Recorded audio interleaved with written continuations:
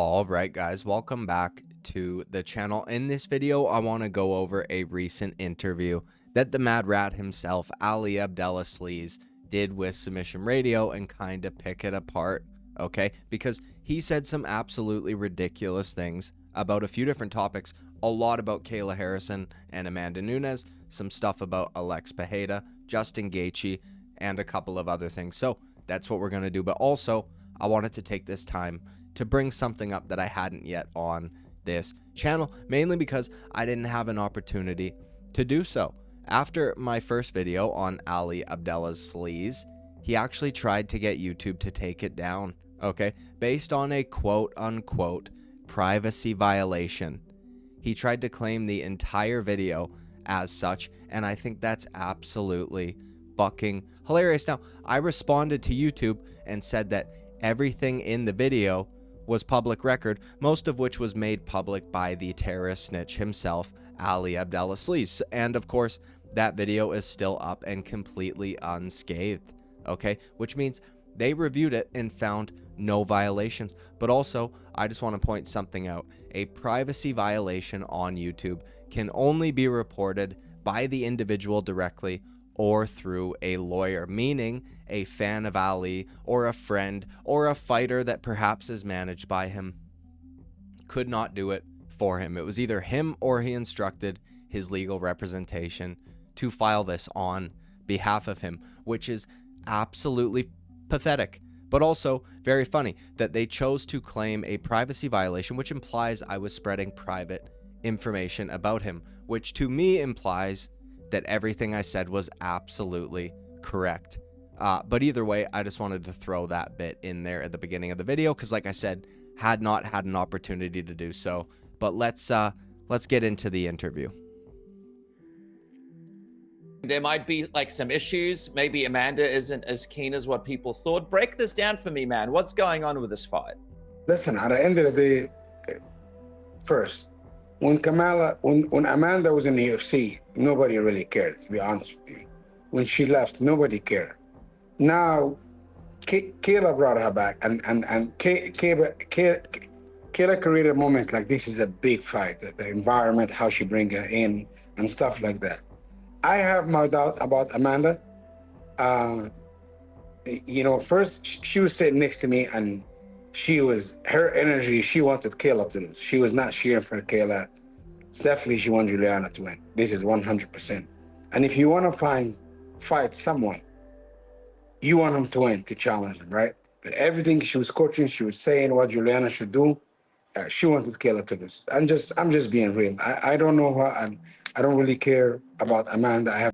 Okay, now I want to point out a couple things. This is the beginning of Ali creating a narrative about Amanda Nunes, acting as though she doesn't want the fight and things like that, which I think is absolutely insane because she very clearly, I mean, she got in the cage, she obliged it, she has announced her return and things like that. And it's just strange to me that he's trying to create this narrative that the fight might not happen because Amanda's going to pull out or something, but we'll get into more of that later, okay? Because some things need addressing. Now, number one, the stuttering. I don't know what this is going to continue throughout the entirety of the interview.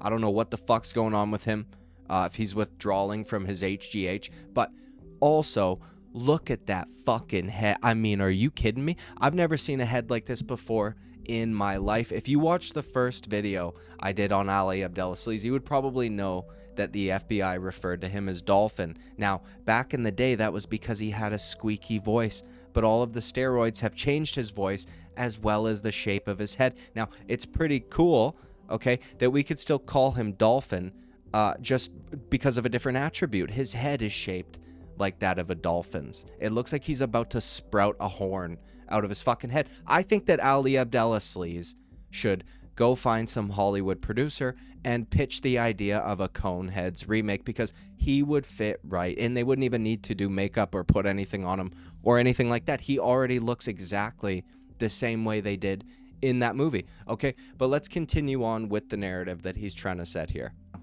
But I feel Amanda's you know,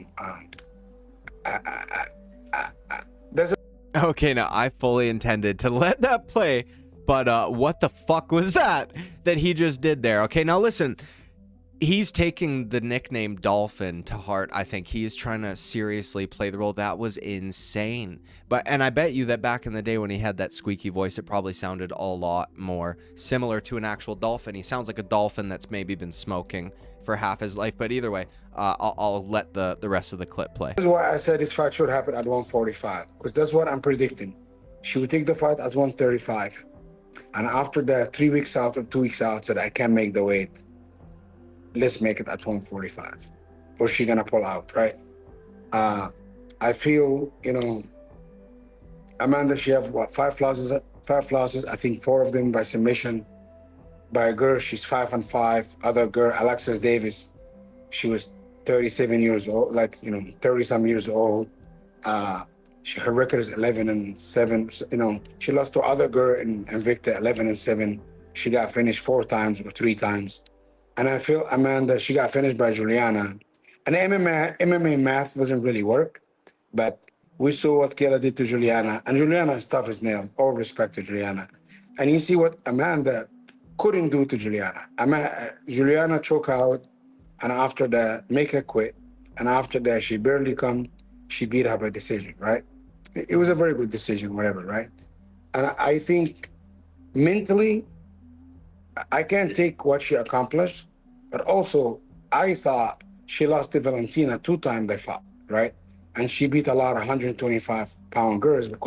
Okay, now not only is Ali Abdelaziz trying to create the narrative that Amanda Nunes is going to have a weight issue, which is ironic. We're going to get into some more irony in just a little bit, considering Kayla Harrison spent the majority of her career fighting at like lightweight, which, I mean, there's not even a division for that in the UFC because there's not that many women that fight at that weight. So she spent the majority of her career fighting girls that were undersized for a weight class that the PFL basically created for her so she could actually make the weight. Now, credit to Kayla Harrison, she has been able to make bantamweight, but Amanda Nunes has not a single time in her career, if I'm not mistaken, missed weight. Now, not only that, okay, but he's also just blatantly lying. I can't believe Ali Abdelaziz has me over here sticking up for women's MMA fighters, okay, but everything he said about her record, aside from the number of losses,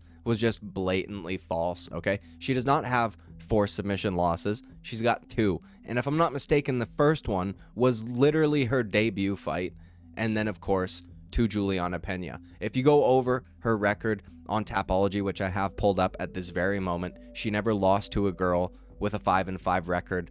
She never fought. The Sarah chick he's talking about was not as old as he's making it out to be. She was like 30 or something like that, 32. Kat Zingano used to be an absolute fucking savage. So it's just strange to me. And I'm not even saying that Amanda Nunes is going to beat Kayla Harrison. And I understand that Ali Abdelaziz needs to, you know, big up and help promote his fighters. But I feel like you can do so without just blatantly fucking lying. And also, it drives me nuts. Dude, MMA media absolutely sucks. All of them should know that everything he just said was absolute and total horseshit, but nobody's going to call him out on it because then they won't get interviews with his fighters or himself or whatever it may be. And I do find it absolutely hilarious that Submission Radio, if you go read their comment section right now, they have a lot of fans that are not happy with them for even having this fucking scumbag on. Even at the end there, dude, I forgot about this until just now. Amanda Nunes did not lose to Valentina Shevchenko. Okay, they were close fights, but I don't think she lost either of them. I think that both decisions were right, okay? Now, maybe that's just me. Maybe some of you disagree, but aside from that, every single thing he said was incorrect. But we're going to continue because something else that he says here is even more insane than what he just said there. Back there was no 135, right? And I feel she never fought an athlete like Kayla. She never fought somebody as good as Kayla. And I you know, she's someone left the gym because Kayla's there. Kayla's in her head. All her coaches, they coaching Kayla. We know a lot of inside. And we know what's capable of doing, you know. We're not gonna focus on Amanda, but she's not on the drug program. And I'm not saying she doing anything not supposed to do because I can never say that, right? But I'm still, Holy shit, did you see that tick in his right eye? That tick was so strong. That was such a strong wink. I don't even know what to call that because his eye didn't fully close, that I heard it. If you go back and listen carefully, you can hear his eye blowing wind towards the camera. That is absolutely insane because he knows that what he just said is maybe the most ironic. I mean, imagine being the manager. Listen, I understand that she's being drug tested. She's in the testing pool right now. UFC's drug testing at this point in time, probably not all that great, if I'm being honest, okay? It's in-house, essentially. It's not done by USADA. And by the way, USADA had a bunch of issues as well. But imagine the guy who is managing maybe and I'm not even saying this to be denigrating, okay, but one of the most freakish looking women we have ever seen. I'm just going to be blatant about it, okay, and blunt. Kayla Harrison is a freak of nature. End of discussion. You know, I don't know what else to say. And for him to insinuate that Amanda Nunes is on something, and I know that he tried to immediately, kind of walk it back or cover his ass by saying, well, I'm not saying that she's on anything, because I could never say that. But that's absolutely what he's trying to do here. He's implying that Amanda Nunes is on something because she's not even in the testing pool when he's managing Kayla Harrison. Bro, she is bigger. She's got bigger arms than like most bantamweight men. That back is fucking, I mean, whole new definition of big back when we're talking about Kayla Harrison, okay? So I thought that was absolutely fucking nuts of him to even imply that, but let's continue. So did something happen in the back? Like, has the UFC asked Amanda about if she's going to take this fight or not? How are the negotiations going on your end? Because obviously this is a fight that everybody thought was already sort of locked in, when Amanda walked into that octagon. Nobody told me it's not going to happen. As far as I know, Amanda wanted, Kayla wanted it. Listen, all respect to Amanda, nobody gives a shit about Amanda. Let's just be reality. When she left, nobody cared. Kayla make her relevant again. Okay, so after acting like for the first half of the interview, basically, that Amanda Nunes doesn't want this fight, she might not even take it, she might pull out, all this bullshit that he's been going on about, he essentially negates all of that by completely contradicting himself and saying, as far as he's aware, Amanda and Kayla both want the fight. Nobody told him any of the shit he just said. That was a very Ali Abdelaziz moment right there. Just said a bunch of bullshit and then destroyed it all with his own words. Okay, this is something that he does very frequently. And then also saying that nobody cares about Amanda. Listen, dude, I am not a fan of women's mixed martial arts. Okay, I'm forced to sit through it because women's mixed martial arts fights are put on UFC cards. That's the only reason I watch it. If it was separate, I don't think I would ever sit down to watch women's fights. That being said, if I'm going to have to watch a women's bantamweight title fight, I would much rather have Amanda Nunes be one half of that, okay? Especially against Kayla Harrison. And I think Kayla Harrison comes off as a very nice person. I think her story is inspiring and touching and all of that shit. But let me tell you something, okay? Nobody would give a fuck if you scheduled Kayla Harrison versus Raquel Pennington. Not one person, nobody would care. And nobody would care that Kayla Harrison just won the bantamweight championship of the world, if not, for the prospect of an Amanda Nunes fight. So I think it's very strange that he is denigrating Amanda Nunes in the way that he is when he could and should be just building her up. Because if Kayla Harrison goes and destroys her, it's going to look a lot better that way. But either way, let's continue. But now that's no longer there. It's no longer a pay-per-view. Is there a chance that the UFC might change their mind and just give Mosa this fight because people were so negative when they found out about Yair getting the rematch so soon? Absolutely, it's possible. The fight, and as far as I know, and when I don't have a contract about agreement, nothing done. Sorry about my clothes, man. I just come from the gym and it's very late here. I don't want to change. That's all good, man. He's a real fighter. He doesn't choose opponent, and this is his mentality, man. I cannot make him soft. When guys, they hard like that, I'm not gonna try to baby them in. If this is what they want to do, I'm gonna support them. Okay, well, we'll see. Well, hopefully he still gets that title shot. I want to. Okay, now you might be wondering, well, what the fuck? What's up with that clip? There was almost no context there. That we like, what? You're just gonna talk about Movs? No, I don't want to talk about Movsar Evloev or any of that. I mean, we could, but that's not what I'm here for. So what I want to talk about is the very strange behavior exhibited by Ali Abdelaziz. Now, did you witness the lip pursing from? He was making kissy. He was, what the fuck? He was blowing kisses at the camera. I mean, that was the strangest shit I've ever seen in my life. And then at the end of that clip, he was not only doing predator eyes, but he was also mewing while doing the pursing lips thing, looking at himself in the camera. And I thought that was very funny. This is like what women do when they're on FaceTime with one another, or even you. Do you know what I mean? They're not looking at you. They're looking at themselves in the camera. That's what Ali Abdelaziz is doing. So he's also like a feminine narcissist. Okay, I just wanted to point that out. It was very strange behavior, but let's continue. Last time we spoke not long ago, you said that Mosar was not getting the title shot. Since he said that, a lot of the fans came out. They were outraged. They didn't want to see Yair Volk 2. They wanted to see Mosar get this title shot. And then we saw rumors of potentially it's going to be Mosar and Aaron Pico in Abu Dhabi. Can you clarify to us what's going on with Mosar's next fight? And also Aaron Pico, who's also one of your clients too. Is that going to be now the fight?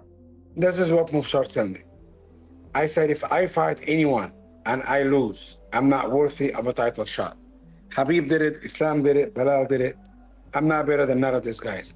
And I said, they're gonna, long as it takes, if I have 20 guys to win a title, I'm gonna do it. At the end of the day, this is the mentality he have. I told him, you know, he have, and I manage people and a lot of people. I told him, it makes no sense for you to fight people. And he said, this is what I want. If they offer me the fight, I'm gonna take it. And right now is no done deal. There's nothing going on. And if it's done deal, that UFC will announce it and we'll move forward. But right now is, I don't have a contract. I don't have a bar agreement. I don't have nothing. It's interesting though, because it was supposed to be Alex. Okay, so there's more of that strange behavior from Ali Abdelaziz. And what's very strange to me is this kissing thing, this licking of the lips thing, this was only happening, at least based on my recollection, when they were talking about Movsar. So I'm not sure what's going on there. It's very strange, okay? But this is what body language experts call grooming, I think. And I don't know what the fuck it means, but it's very strange and it's making me feel slightly uncomfortable, which is why I thought I should show all of you, because I want to spread the discomfort. But let's continue, okay? I quickly also ask you about Uncle Ive, man. I keep seeing that this Alex Pereira fight still hasn't been able to be locked in. From your end, what are you hearing from Alex Pereira's team? Like, is it true? Did he knock back a couple of dates and a couple of fights with Uncle Ive already? Or is that all just hearsay that we're seeing on the internet? No, I can tell you it's truth. Uncle Ive was asked to fight in June, July, and August. Uncle Ive said yes for all these dates. And in reality, June and August, we said yes to both, right? I don't know if the UFC asked him or they didn't ask him. I can't do this. But you have to understand, man, when you're one of the biggest stars in the UFC, you have all the hype, you're untouchable, and you lose. Sometimes you need to reset. Or sometimes guys question myself. Maybe Alex don't want to fight Uncle Ive. Maybe he does, right? I'm very good friend with his coach, Panelo. He's a really good guy. And he told me when I see about the weekend, he's ready to go in October or November. And I believe him. And I believe Alex Pereira deserved time to rest. Okay, now first I want to point out that Ali Abdelaziz is playing with some sort of string throughout the entirety of that clip. And for the sake of the workers at the hotel, at least I think he's at a hotel, I really hope that's not like a ripcord to a bomb or something like that, okay? Because we do know about Ali Abdelaziz's past, so it's making me a little uncomfortable. But now I want to just briefly touch on this thing with Alex Pereira, okay? Because a lot of people have been giving him shit for ducking or turning down dates or whatever it may be. And Ali Abdelaziz, who is Magomed Ankalaev's manager, has been pretty consistent on this. Like, no, he deserves some time off. We don't know. He might be injured. He might need rest. He did a lot for the UFC. He's a big superstar. All the rest of it. I think it's very funny that we get this out of Ali Abdelaziz when he's the one in front of a camera. But we all know, it's been established that Ali Abdelaziz runs Magomed Ankalaev's Twitter. So he's saying this now in front of a camera and then shits all over Alex Pereira just via someone else's social media, and I think that's absolutely fucking hilarious. And it also kind of shows that Ali Abdelaziz is indeed a scumbag, and he can just blatantly lie to whoever it is at that given moment, and it's either that he's lying to this person or he's lying on Twitter. Do you know what I mean? Either way, we will move on. Obviously, it's going to be Islam and JDM next for the title. We're still waiting for that to be finalized. But if Kamaru wins this weekend, do you think he takes the next spot for whoever wins between Islam and JDM and gets another shot at the belt? It's possible. Islam he's the biggest name he's the biggest name in the division. There's nobody else. He's one of the biggest names in the division. Islam not really in the division now, but listen, at the end of the day, I believe Islam will stop JDM respectfully, and I think he's a very nice kid, and I think he's very talented, and I think it's too early, too soon for him.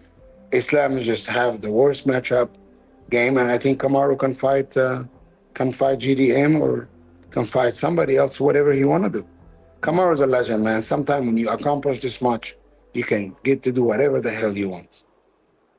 Can I ask? Now, again, I'll preface, because the people that defend Ali Abdelaziz say, well, he gets stuff done for his fighters. All his fighters seem to love him and all the rest of it. Now, in the next clip, we're going to go over something in a little bit more detail, but I just thought it was really fucking funny that Ali Abdelaziz is still acting as though Kamaru Usman is the biggest name in the welterweight division. Listen, this is anecdotal, completely anecdotal, okay? But I make YouTube videos, and I can see which names do better than others, and Kamaru Usman has been some of my worst performing videos in the last couple of months. Like, people don't give a fuck about Booby.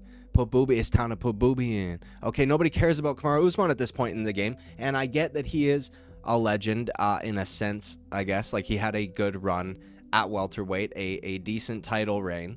But no, when you're 0-3, if you get a win over Joaquin Buckley, I don't think you deserve a title shot. Do you know what I mean? But that is absolutely what he's angling for, and it's moments like this that allow people who would defend Ali Abdelaziz to say, well, look, he's advocating for his fighters, he's trying to do this, this, and that. But in this next clip that we're about to get to, I will tell you my hypothesis or my theory on Ali Abdelaziz and how he actually handles his fighters. Love it. Just quickly before I let you go, final one, Justin Gaethje.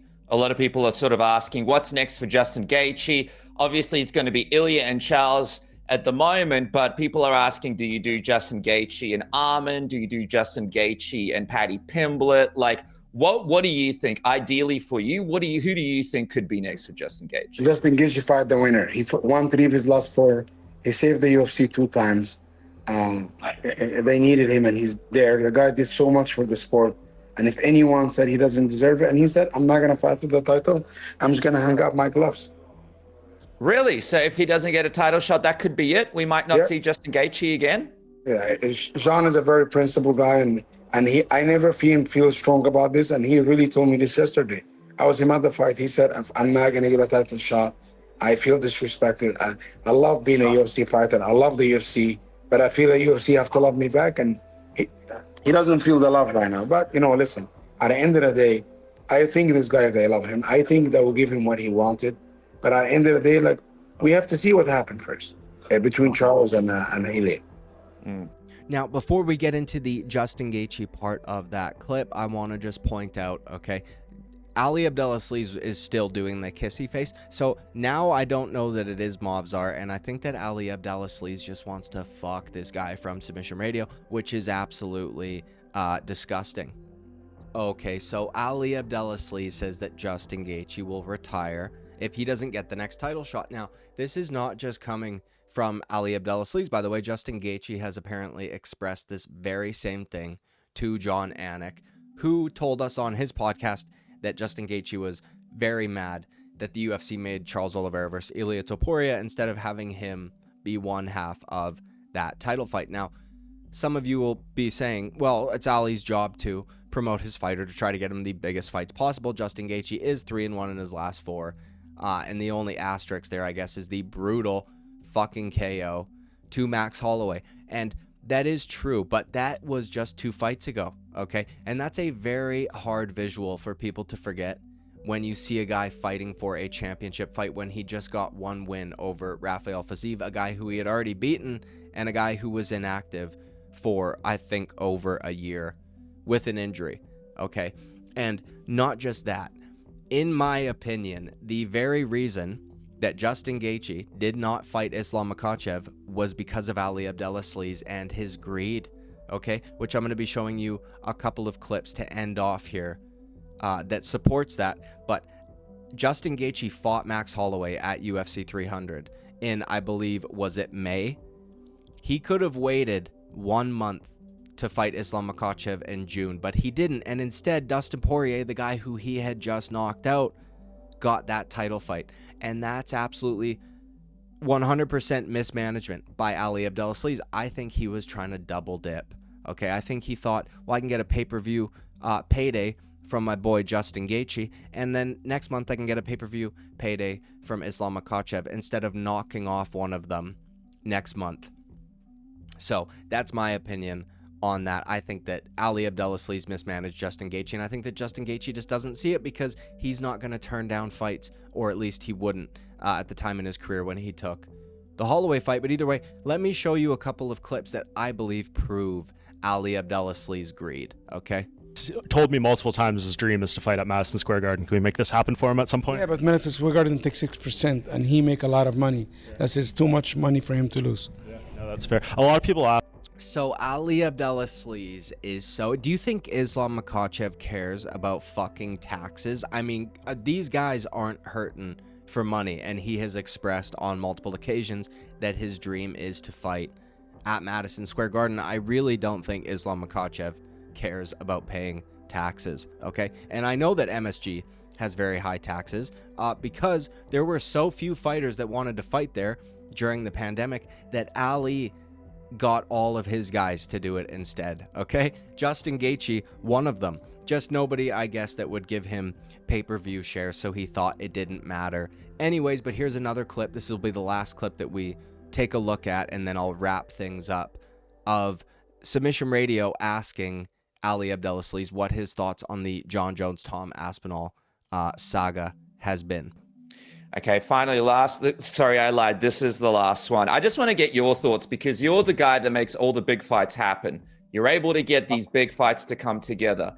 Obviously, this guy is not your fighter, but this is the talk of the town this last few months. I just want to get your opinion. What kind of advice would you have for Tom Aspinall right now as he's trying to get this Jon Jones fight? Because he's in this situation like Michael Chandler was, where he was waiting for Conor McGregor, and he's just waiting and waiting and waiting. Obviously, Jon Jones is trying to negotiate the right amount of money for him. But what advice Tom Aspinall about how to handle this weird and kind of wacky situation that he's found himself in? First of all, at the moment, Tom Aspinall is my favorite UFC fighter. And if I was his manager or advisor, whatever, I would have said a long time ago, I don't care about Jon Jones. Keep me busy. Let me keep defending the interim title. And after that, I have a couple defenses. The UFC we made him a champion. And if Jon Jones want to come back, he have to challenge for the title.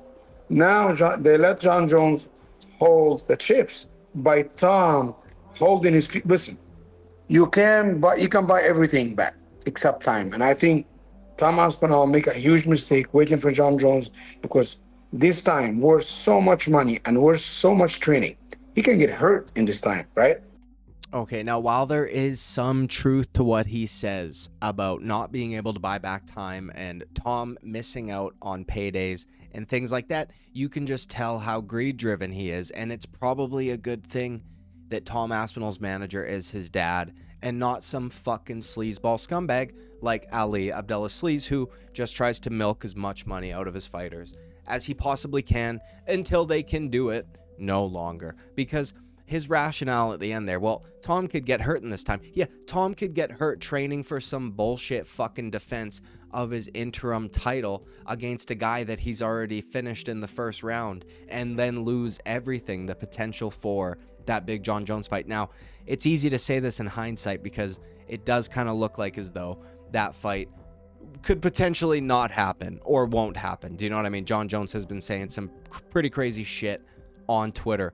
But for Tom Aspinall to fight Jon Jones, and there was probably some of this calculation going through Michael Chandler's head as well, but for Tom Aspinall to fight Jon Jones, that's worth like 4 or 5 fights in terms of pay-per-view buys. And he doesn't want to risk losing his interim title when he's already had to defend it. So you can just tell that if Tom Aspinall, or if any fighter, was in that position under the management of Ali Abdelaziz, he would just fuck the fighter and continue to have them defend an interim belt that means basically nothing and potentially lose, so he can continue to get paydays. Okay, either way, that's it, dude.